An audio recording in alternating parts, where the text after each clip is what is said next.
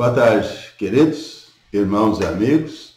Nós estamos começando mais um encontro dentro do mês da Escola Bíblica Dominical, aqui na Igreja Batista Central Trindade. Agradecemos a Deus pela nossa equipe de educação cristã, pela nossa diretora da Escola Bíblica Dominical, a irmã Esther, e a sua equipe. E nós estamos tendo um mês da Escola Bíblica Dominical bastante abençoado e bastante edificante e frutífero. Temos tido os programas durante o domingo e nós estamos sendo regidos pelo tema Eu e a minha família fazemos parte da EBD. E como divisa, eu e a minha família serviremos ao Senhor. Encontramos lá palavras de Josué no capítulo 24 e o verso 15. Durante os outros encontros, aos sábados, nós estivemos refletindo sobre alguns temas importantes da vida cristã. E hoje, conforme nos foi solicitado pelos organizadores do nosso encontro, do nosso mês da Escola Bíblica Dominical, nós vamos trabalhar sobre princípios em torno de finanças. Então, princípios para se obter a liberdade financeira. Muito bem. Primeiro, introdutoriamente, lembrando que, em muitos casos, nas vidas das pessoas, na vida pessoal, individual, na vida familiar, pessoas estão tendo problemas com a administração financeira, estão tendo dificuldades com a administração financeira. A gente diria que a vida financeira das pessoas muitas vezes está doente, está enferma. Então, nós temos que buscar uma boa administração comprometida com a excelência e comprometida também com a excelência e prestação de contas e liberdade financeira. É triste se nós virmos organizações, igrejas, às vezes empresas familiares, e às vezes na vida pessoal mesmo, na vida da família, ter problemas de administração financeira. Mas sabe, a Bíblia tem muitos ensinamentos para a administração financeira que podem realmente nos ajudar. É um compêndio, é uma enciclopédia no que diz respeito à administração financeira. Só para ilustrar, eu tenho aqui comigo um livro, Histórias de Dinheiro na Bíblia. Aqui. É um livreto, mas que tem muitos exemplos bons para serem colocados em prática. Nós vemos muitos exemplos também de administração financeira e material no livro de Provérbios, no livro de Neemias e em tantos outros livros. Então, nós vamos refletir um pouco sobre este tema.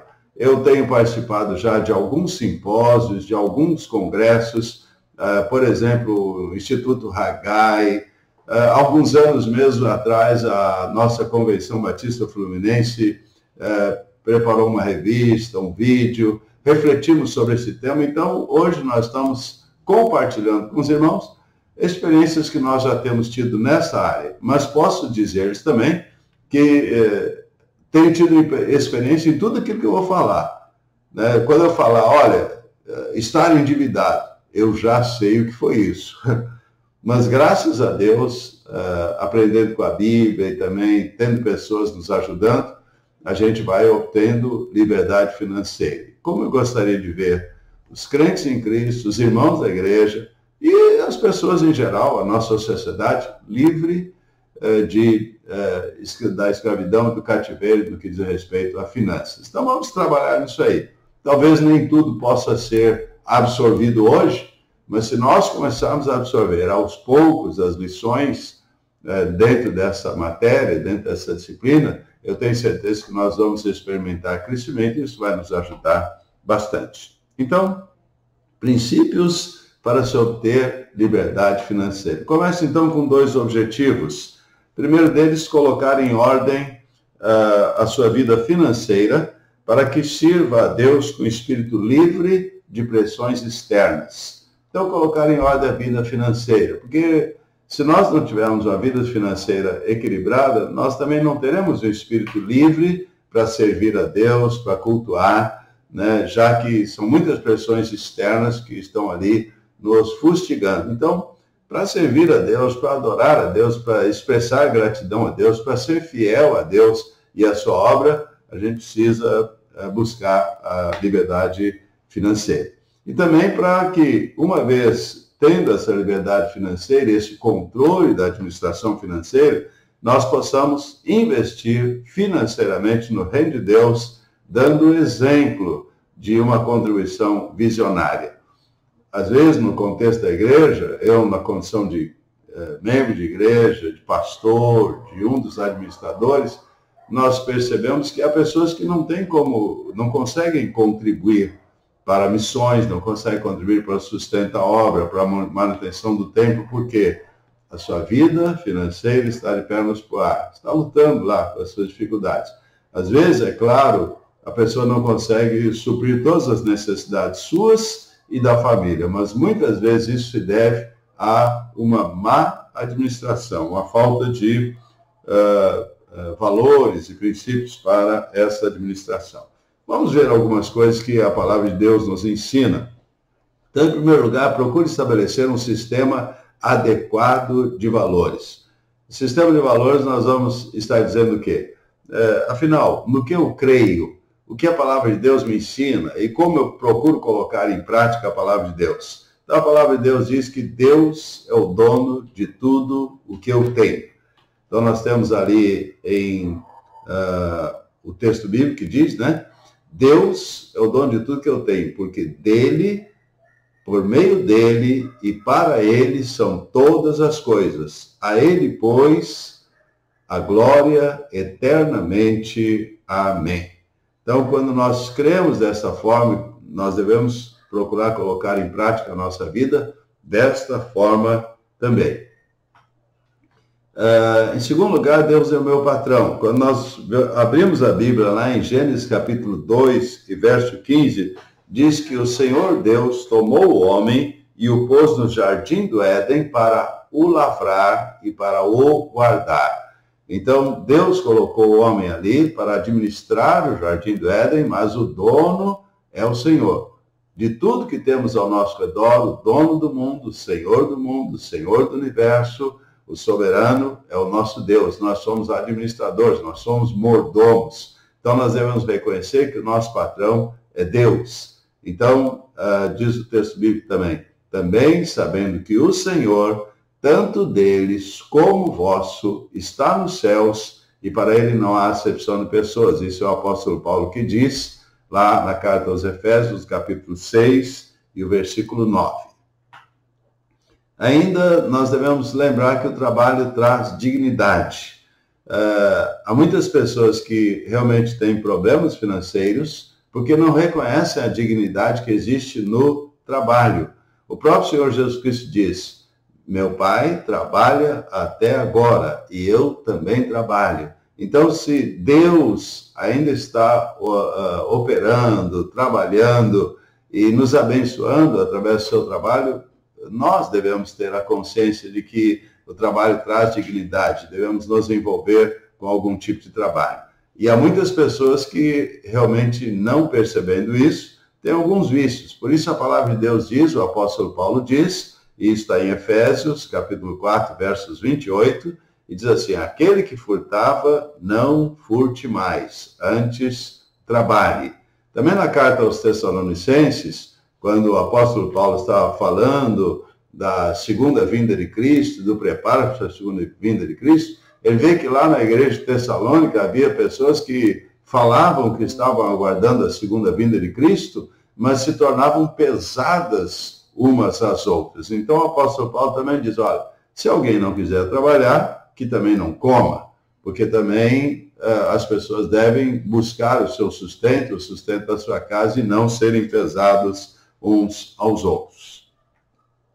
E ainda, o texto bíblico nos diz, e não somente nesse texto citado, em Mateus capítulo 25, de 14 a 30, quando fala da parábola dos talentos, a palavra de Deus diz, em mais de um texto, aliás, em diversos textos, que Deus há de nos exigir prestação de contas. Então, aquilo que nós recebemos, aquilo que vem às nossas mãos, nós devemos administrar com zelo, com cuidado, com o estabelecimento de uma adequada ordem de valores. Então, nós percebemos lá na Palavra de Deus, no Velho Testamento, que Deus exige prestação de contas, tanto daquilo que fazemos da nossa vida, quanto daquilo que fazemos que vem às nossas mãos. Gosto muito de um texto de Esdras, quando Esdras, saindo do exílio e voltando para Jerusalém, ele traz ofertas daqueles que estão exilados,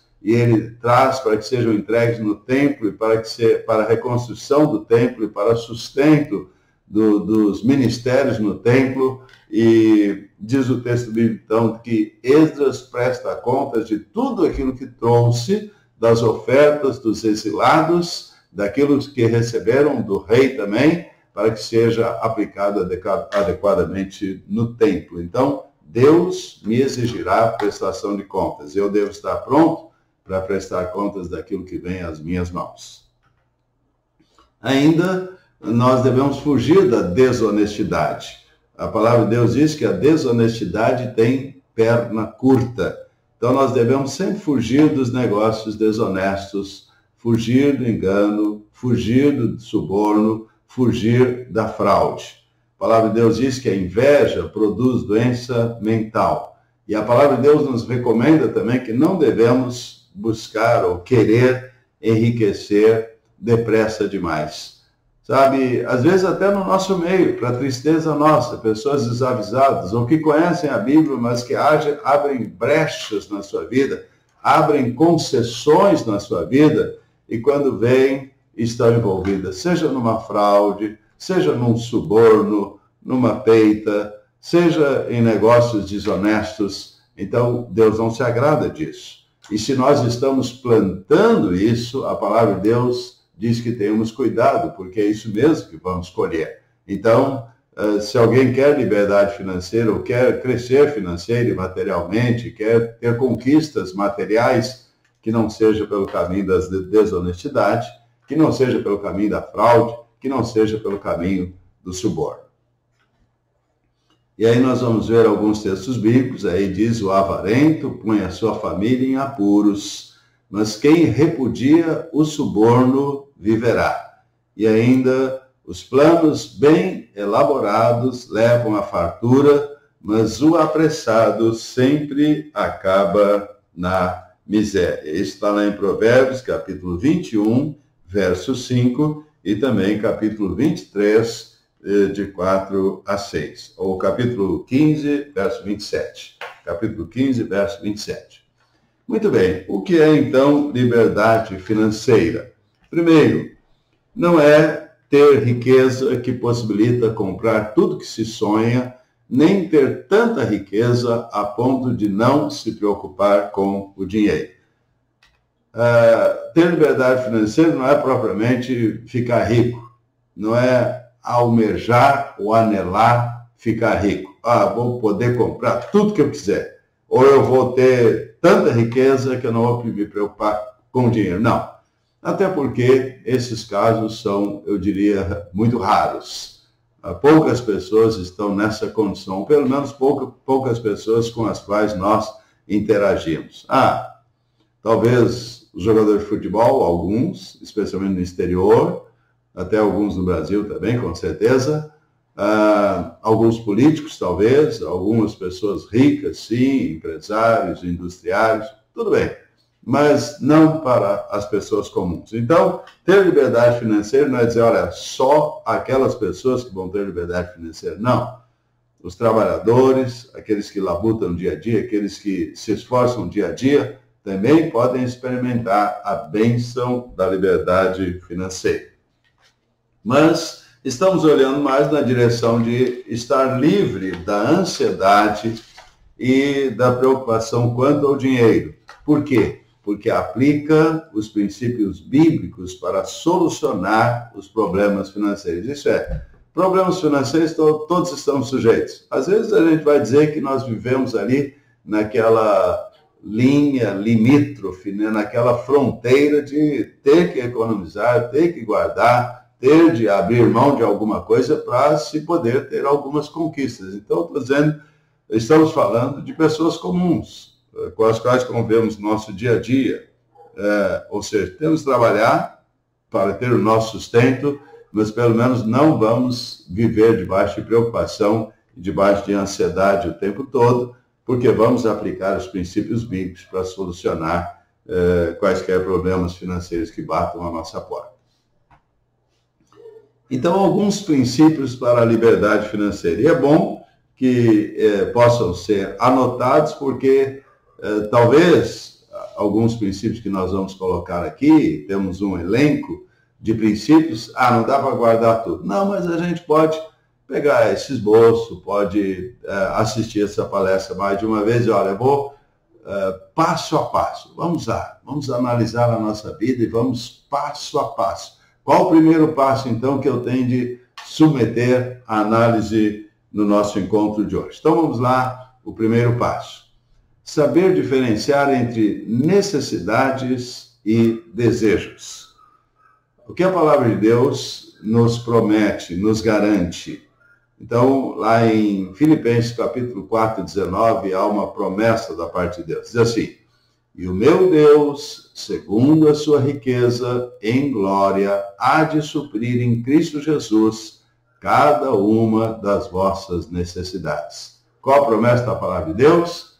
É que Deus há de suprir as nossas necessidades. Então, necessidades, não desejos. E às vezes nós nos enrolamos financeiramente porque damos vazão aos nossos desejos. Eu tenho desejo, eu sonho com aquilo, eu quero aquilo, mas aí nós podemos nos enrolar. Essa não é a promessa de Deus. A promessa de Deus é nos suprir as necessidades.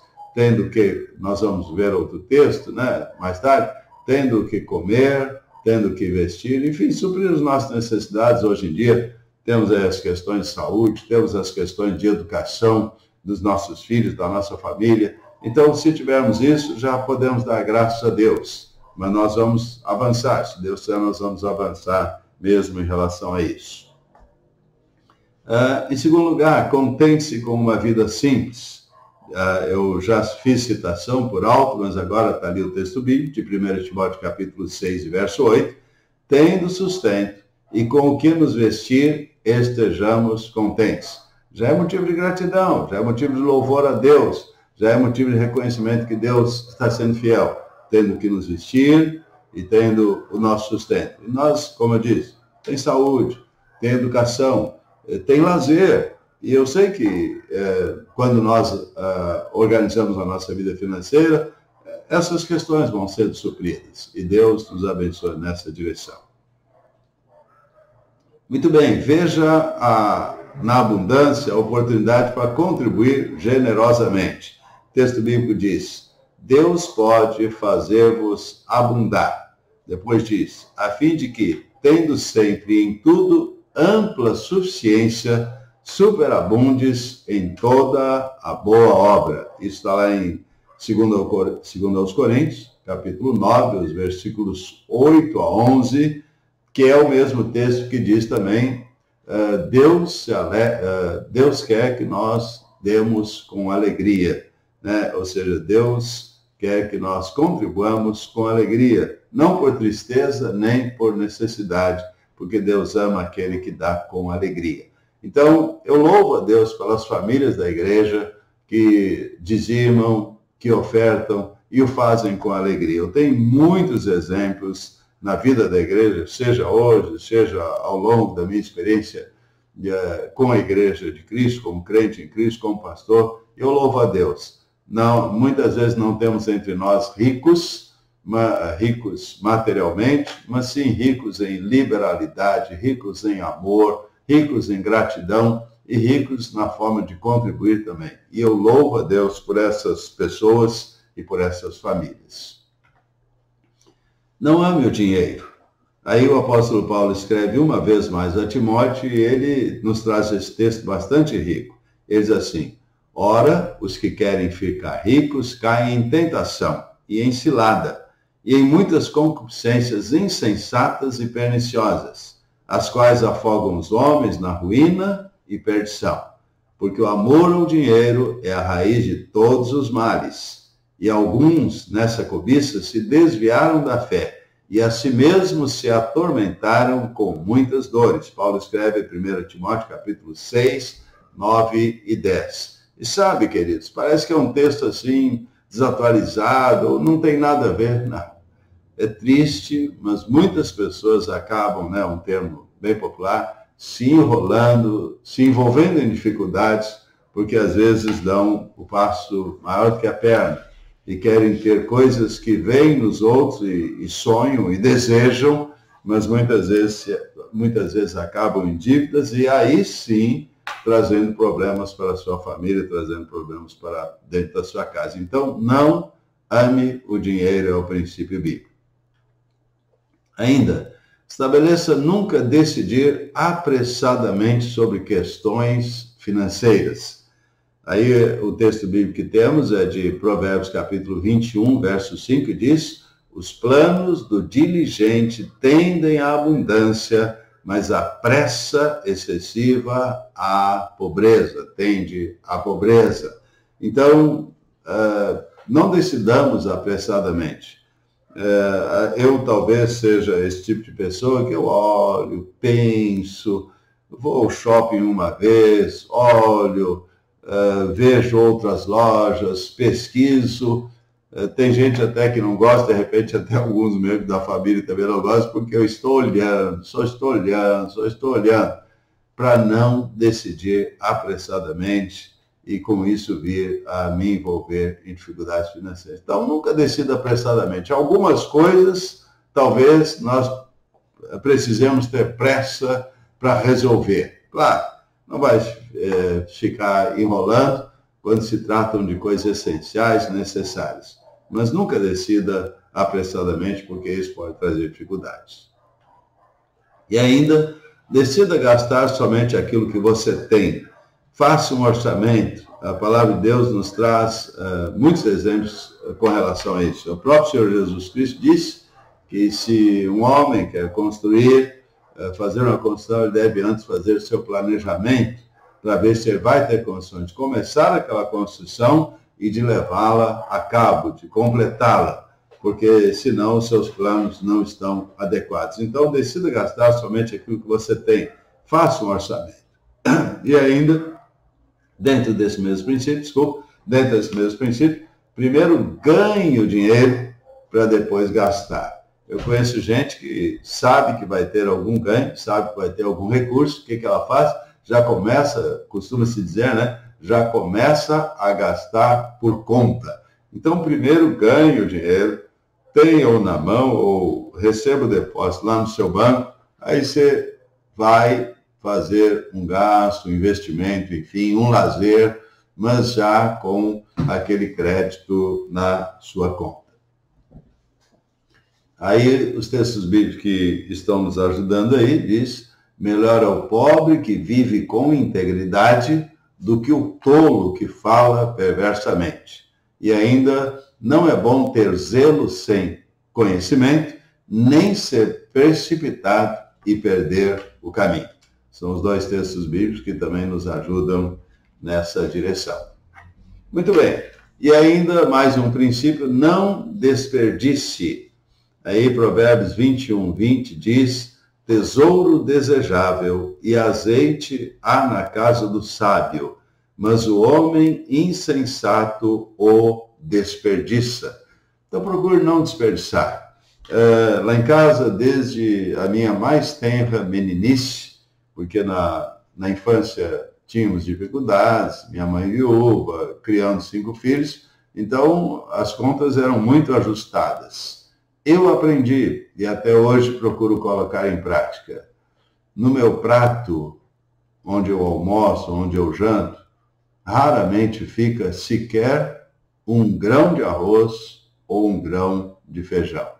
Eu procuro colocar uma quantidade que eu sei que eu vou comer, e se eu precisar de mais, eu quiser mais, eu posso pegar um segundo prato, até um terceiro prato, mas que não seja desperdício. Isso diz respeito tanto a um prato de comida, não jogue comida fora, não faça demais para jogar fora, não desperdice comida, não desperdice roupa, não desperdice. porque há insensatez quando do desperdício. Então procure administrar a sua vida de modo que você vai investir e vai aproveitar todo aquele investimento que você fez.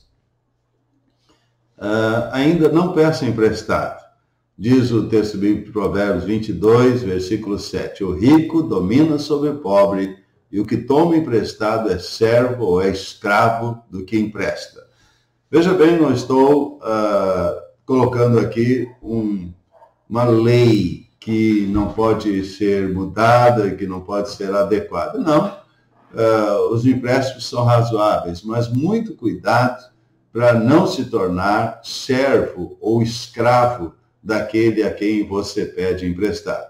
Às vezes até pedir dinheiro emprestado faz com que nós tenhamos de nos curvar diante daquela pessoa. Às vezes faz até com que nós sejamos envolvidos em situações em que temos de nos colocar ao lado daquela pessoa que nos emprestou, em que pese essa pessoa não tenha razão. Já vi muito isso. E é esse o sentido do texto que diz: você se torna servo, você se torna escravo, você se torna alguém que depende daquela pessoa a quem você pede emprestado. Tudo bem, eu já emprestei dinheiro, ainda empresto dinheiro hoje, e já pedi emprestado, talvez hoje ainda precise, mas muito cuidado para que você não se torne uma pessoa subserviente daquele a quem você precisou pedir um favor. É um princípio bíblico, e se nós colocarmos em prática, nós vamos ter mais liberdade para termos as nossas posições, a nossa vida mais livre para as nossas decisões. E ainda fuja de ser avalista. De vez em quando a gente precisa de avalista, até eu preciso. Mas muito cuidado, estabeleça princípios bíblicos até para este caso. E aí nós temos um texto muito rico de Provérbios capítulo 6, os versos de 1 a 5, vamos ler esse texto, diz assim: meu filho, se você serviu de fiador do seu próximo, se com um aperto de mãos empenhou-se por um estranho e caiu na armadilha das palavras que você mesmo disse, está prisioneiro do que falou. Então, meu filho, uma vez que você caiu nas mãos do seu próximo, vá e humilhe-se, insista, incomode o seu próximo, não se entregue ao sono, não procure descansar, livre-se como a gazela se livra do caçador, como a ave do laço que a pode prender. Então, o que o texto bíblico quer dizer? Se você se tornou fiador de alguém, vigie, insista com essa pessoa para ver se essa pessoa está honrando com o compromisso que você afiançou. É aluguel de uma casa, né? Por exemplo, você ajudou lá, mas veja se essa pessoa está cumprindo. Quanto mais cedo você perceber que você precisa intervir, você precisa aconselhar, você precisa lembrar aquela pessoa, melhor, porque senão você vai ter problemas. Aí lá no final diz: não se entregue ao sono, não procure descansar, ou seja, esteja sempre alerta, esteja sempre atento para que não seja pego de surpresa. Aí o texto bíblico traz uma figura, né? Livre-se como a gazela, se livra do caçador, livre-se como a ave do laço que a pode prender. Então, muito cuidado, não vou dizer, é uma lei, nunca seja fiador. Não exatamente assim, mas muito cuidado. Seja bom mordomo da sua vida, das suas finanças, porque muitas vezes tanto você quanto a sua família podem ter problemas pelo fato de afiançarem alguém. E ainda, não deva a ninguém. A palavra de Deus diz: não a ninguém devais coisa alguma, a não ser o amor, Romanos capítulo 13 e verso 8. Eu sei que existem dívidas que não podemos evitar, mas o verdadeiro cristão ele deve honrar seus compromissos. Então, se você está em dívidas, negocie. Negociar é mais íntegro do que dever e fugir do credor. Então, às vezes você vai dizer: pastor, o senhor veio falar tarde demais. Eu já devo a alguém. Então, reflita sobre as suas finanças, como você pode organizar as suas finanças para ir a essa pessoa e dizer: olha, eu estou com uma dívida com você, eu queria ver como eu posso saldá-la, eu tenho essa disponibilidade aqui, esse mês ou a partir de determinado mês, eu quero negociar mas eu não quero permanecer com essa dívida com você, não quero permanecer essa dívida com o senhor, com a senhora. Então, procure negociar, honre o seu credor, pague, salde essa dívida, para que você possa dormir tranquilamente e possa, então, aí ter uma nova administração financeira, viver um novo momento no que diz respeito às coisas materiais. E ainda, mais um item, seja o melhor profissional na sua área, conforme a sua capacidade. Para a questão de administração financeira, é importante que você seja um trabalhador e seja um bom trabalhador, um bom servo, um bom empregado, um bom funcionário, porque aí você estará suprindo um dos itens de segurança. Se você mantiver o seu emprego, você vai continuar com a condição financeira atual e vai poder planejar para poder, então, ter liberdade financeira e viver um melhor momento na sua vida. Muito bem. Aí nós vamos para um quarto e último ponto, né, nessa primeira exposição, que são as responsabilidades do cristão. Nós temos obrigações com o governo. Procure honrar as obrigações com o governo. São os impostos, são as taxas das concessionárias. Então pague direitinho a luz, pague direitinho a água, pague direitinho o gás, declare o seu imposto de renda, tenha as suas obrigações todas em dia, para que você não possa ter apertos nessa área e isso desorganizar toda a sua vida financeira. Obrigações com os progenitores, com os seus pais. Você cuida dos seus pais? Cuide dos seus pais. Olhe pelos seus pais, faça aquilo que puder por eles. Eu sei que às vezes as finanças são limitadas, mas nós devemos cuidar dos nossos pais. A palavra de Deus diz, honra a teu pai e a tua mãe.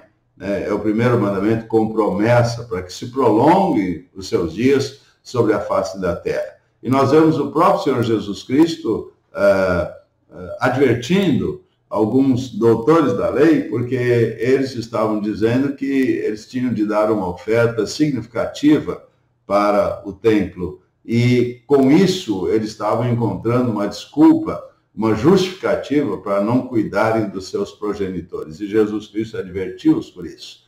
Então, há muitos crentes em Cristo Jesus que não zelam adequadamente pelos seus pais. É um dos nossos primeiros deveres. Então, nós devemos honrar os nossos progenitores. E ainda obrigações para com os necessitados. A palavra de Deus diz, se alguém vem a ti e faz um pedido, solicita, e você tem como suprir, e você não faz isso, a palavra de Deus diz que você não está tendo uma atitude correta. E Paulo diz, escrevendo aos Gálatas, façamos o bem a todos, principalmente aos domésticos da fé. E ele diz ainda, olha, não cessemos de fazer o bem, não esmorecemos de fazer o bem, porque a seu tempo colheremos. É o que diz a palavra de Deus. Então, nós devemos olhar para os necessitados também. Você olha para os necessitados, você separa sempre nos seus recursos algum valor com o qual você vai abençoar pessoas ao seu redor. Essa é a recomendação bíblica. Ainda, obrigações para com o reino de Deus. Contribuir para Deus, para a obra de Deus, é uma evidência do novo nascimento. E contribuir para Deus, para a obra de Deus, é um ato sacrificial de adoração. Costumo lembrar sempre disso nos cultos aqui no templo e agora pela internet tenho feito sempre essa lembrança. A dedicação dos dízimos e ofertas é uma forma também de adoração, é uma forma de culto. A palavra de Deus diz, minha é a prata e meu é o ouro, é a palavra de Deus.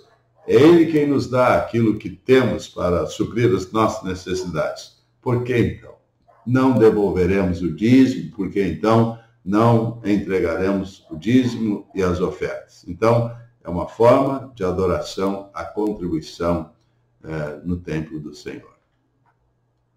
E ainda contribuir para Deus é um ato de gratidão e de lembrança de que tudo vem de Deus e tudo pertence a Ele. Então, um ato de gratidão porque Deus tem me sustentado, porque Deus tem me dado mais do que aquilo estritamente de que eu necessito. Deus tem suprido as minhas necessidades. E eu participo, então, com gratidão do sustento da obra de Deus. E contribuir para Deus é um ato de participação estratégica do reino de Deus. Ou seja, quando nós contribuímos com o dízimo, nós estamos participando do sustento do ministério da igreja, nós estamos participando do sustento da manutenção do templo, que tem energia elétrica, que tem água encanada, que tem os gastos com a manutenção, com a limpeza, com a conservação. Nós estamos sustentando missões mundiais, nós estamos sustentando missões nacionais, a pregação em todo o Brasil, a pregação em todo o Evangelho, todo o mundo, a pregação do Evangelho em todo o mundo. Então, é uma participação estratégica do reino de Deus e esse compromisso nós precisamos reconhecer. Muito bem.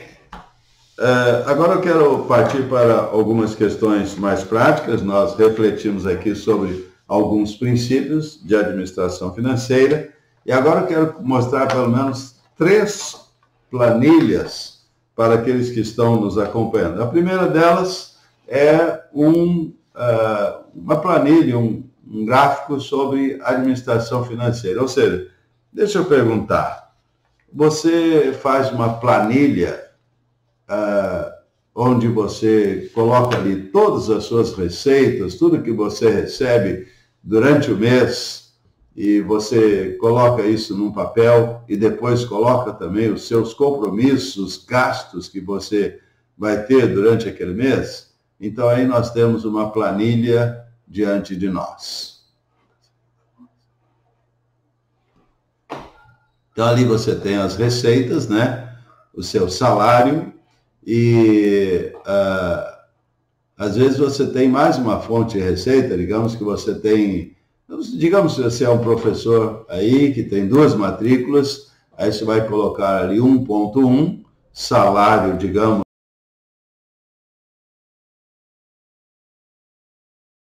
da matrícula do Estado, né? Serviço Público Estadual. Você pode colocar ali 1.2, que seria o salário, digamos, de uma matrícula de um professor municipal. Então você colocaria ali 0.11, salário estadual, 0.12, salário municipal. E aí lá no final você coloca, né, pode até colocar os dias em que foram feitos esses créditos, e lá no final você soma, então, e você tem o saldo, o total das suas receitas. Digamos aí, hipoteticamente, você ganha R$1.000 como professor estadual e outros R$1.000 como professor municipal. Aí você vai colocar lá na primeira linha 1.000, na segunda linha já é a soma, né? Você vai colocar 2.000, então lá no cursor, bem na direita lá, isso quem está me ajudando aqui é o pastor Ezequiel, lá no segunda linha lá, seria, né, aí os 2 salários, isso. Aí depois nós começamos com as despesas. Então nós temos aqui o ponto 2, despesas, e eu coloco ali como a primeira despesa, ou seja, a primeira saída de valor, os dízimos, né? Que é a nossa prioridade, trazer todos os dízimos à casa do Senhor. Então, a primeira coisa que nós separamos é o dízimo. E aí você coloca ali o dízimo, digamos que o vencimento seja no dia 1º/6, que você recebeu no dia 31 do mês passado, do mês 5, né? Aí você coloca ali o valor do dízimo e coloca ali a data em que você entregou o dízimo, né, data, pagamento, e lá na direita, então, o saldo ou o total do dízimo. Aí você vem para o ponto 2.2, 2.3, 2.4, digamos que é uma família de 3 pessoas, né? Aí você tem aí os planos de saúde, a Amil, Unimed, do esposo, da esposa, do filho, e aí você coloca ali os valores que você pagou, e aí cada valor que você vai acrescentando, você bota lá no saldo ou no total lá à direita, bem à direita lá, né? Cada valor que você vai acrescentando, você vai colocando ali o total. Depois você tem a manutenção da casa, né? A Enel, a energia elétrica, tem a água da SEDAI, né? Aí você coloca os valores que você pagou ali, mais à direita, né? Aí nessa coluna, a data em que você pagou, né? Depois você tem também os telefones celulares, né? Ou vivo fixo, digamos assim, celular do esposo, celular da esposa, celular do filho, hoje não tem jeito, todos têm celular mesmo, né? Você tem todos esses compromissos, você coloca tudo ali, cada valor que você paga, e a primeira coluna, e depois na outra coluna a data, e lá bem à direita a soma das despesas, vai somando as despesas, mas essa planilha aí, ela é feita assim, em branco, e cada pagamento que você faz, você vai anotando. Depois tem o gás encanado, né? O gás segue, ou pode ser também o botijão de gás que você compra, você coloca lá. Aí você tem o colégio do seu filho, da sua filha, você tem o curso de idiomas, né? O curso inglês, aí você coloca ali a data de vencimento, o valor de pagamento, a data do pagamento, e lá o total à direita, né? E tem despesas bancárias e tem despesas diversas. No meu caso, como eu aplico é o seguinte, as despesas diversas, que você vê aí, 2,15, são as despesas que eu faço em dinheiro, em espécie. Aí chega no dia 30 do mês, ou 31, último dia do mês, eu somo todas essas despesas. Então, se eu compro ali no sacolão R$5, né, às vezes pode até comprar no cartão, mas existem muitas despesas que nós fazemos em espécie, dinheiro vivo, como se diz. Aí, no final do mês, eu reúno todas essas despesas e coloco ali. Aí eu sei que aquilo ali, as despesas diversas foram em espécie, dinheiro vivo. E aí eu acrescento aqui esse valor, mais à direita eu vou botar ali que foi no último dia do mês, e mais à direita o total de gasto nesse mês. Digamos que eu coloque ali seguro alto também, né?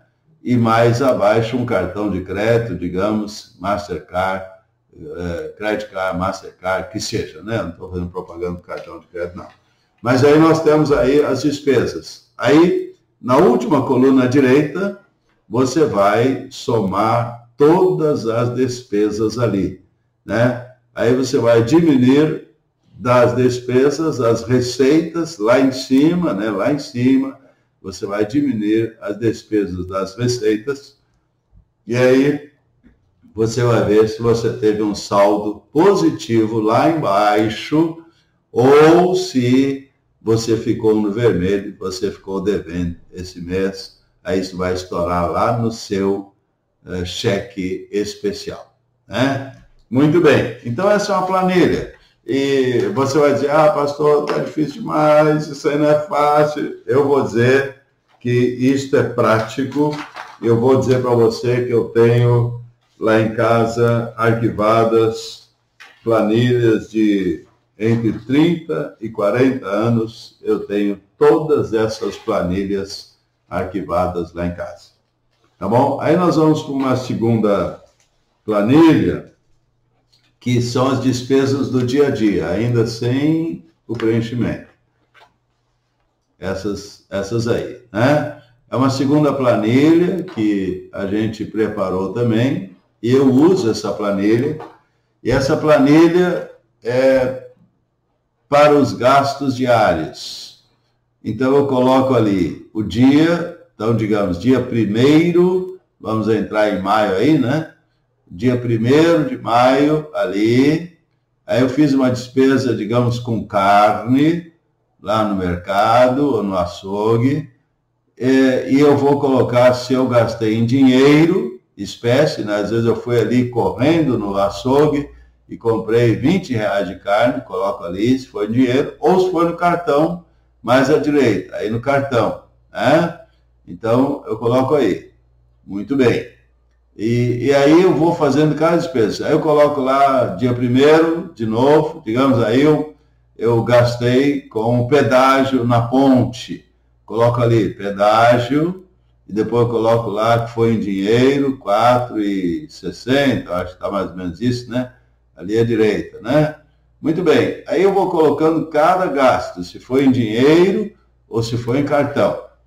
Depois eu vou mostrar para você, pode passar lá para outra planilha, por favor. Eu vou mostrar para você uma planilha mais ou menos preenchida. Essa planilha de gastos diários, mais ou menos preenchida. Então, essa aí. Essa planilha mais ou menos preenchida. Então, tá ali. Compras, né? Foi no dinheiro, comprei no dinheiro, paguei R$54. Shampoo, paguei no dinheiro, R$22. A carne eu paguei no cartão, R$45. A gasolina eu paguei no cartão, R$100. O estacionamentozinho ali, paguei no dinheiro, R$4. Sorvetes, paguei no dinheiro, R$8.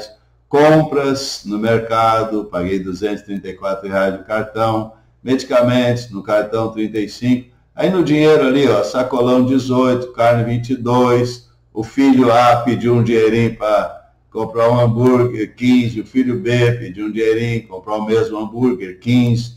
O eletricista passou lá em casa, trocou uma fiação lá, paguei R$30 no dinheiro e por aí vai. E lá embaixo, então, depois eu vou somar cada dia que eu gastei no dinheiro só. Você está vendo lá à direita lá, no dia 4 eu gastei R$40 em dinheiro, no dia 5 eu gastei R$35 no dinheiro, e no dia 6 eu gastei mais R$46 em dinheiro. E lá na última coluna, tudo no dinheiro. Primeiro 128, somando os 35, 163, somando os 46, R$209. E depois eu coloco ali embaixo, gastos em dinheiro, R$209. E eu posso colocar gasto em compras, tanto, gasto em gasolina, tanto, gasto em drogaria, tanto. Eu posso especificar os gastos de modo que eu sei os gastos que eu tive naquele mês e com o que eu gastei. Lembre-se que esses gastos em dinheiro, ou seja, valor em espécie, eles vão lá para a minha planilha mensal, no item 2.15, despesas diversas. Lá para a minha planilha mensal, esses gastos vão depois. Muito bem, esse controle também de gastos diários, eu o faço aí talvez há no mínimo uns 15 anos, e isso tem me ajudado bastante. Eu sei que num primeiro momento é difícil de absorver, mas você vai ficar com esse vídeo aí e você pode então trabalhar esse vídeo, assistir outras vezes, até você ir colocando isso em prática. Mas eu também, para aqueles que têm acesso a nós mais proximamente, eu também me disponho a trabalhar com quem queira fazer isso de modo mais pessoal, de modo mais específico, de modo mais próximo. Muito bem, estamos aí com 48 minutos de live. Nós vamos caminhar então para os 50 minutos. Não sei se eu me tornei muito pesado aí nessa nossa reflexão, mas eu acho que existem coisas muito práticas aí. A gente guarda os princípios, começa pelos princípios, os princípios são os nossos alicerces e depois a gente vai colocando em prática. Muito obrigado pela participação de vocês conosco nessa live, eu espero que eu tenha ajudado e eu quero apelar para que as famílias façam um compromisso. Papai, mamãe, esposa, vamos fazer isso juntos, vamos colocar isso no papel, vamos virar o jogo, vamos dar a volta por cima, vamos obter essa liberdade financeira. Coloque Deus à frente, coloque os princípios da palavra de Deus em prática na sua vida e experimente esta bênção na sua vida e você vai ver como a sua vida vai mudar e muito, e o seu sono também vai ser um sono muito mais leve, um sono muito mais confortante. Vamos orar. Senhor nosso Deus, muito obrigado por este dia, pela bênção deste encontro. Muito obrigado a Deus pelos princípios da Tua palavra que temos diante de nós e te pedimos que estejam no nosso coração, para que também nesta área nós possamos obter vitória.